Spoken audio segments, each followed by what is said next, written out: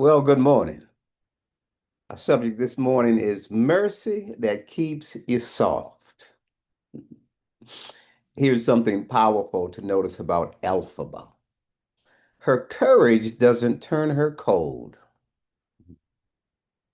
She still extends grace.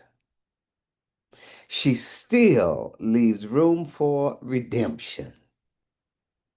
She still refuses to harden her heart.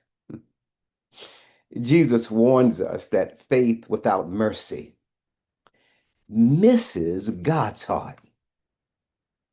Truth without love becomes noise. Rules without compassion become weapons. Mhm. Mercy is not weakness. Mercy is strength that stays tender. So today's Epiphany question is this: who would be surprised if you chose grace instead of distance?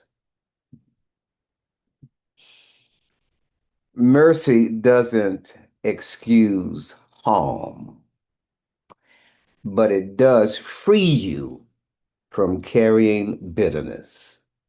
Hmm. Yeah, yeah. Think of one person who disappointed you. Yeah. Today, pray for them. Watch this. Not for their sake, but for your healing. Let's pray. Merciful God, keep our hearts soft in a hard world. Heal what disappointment has wounded.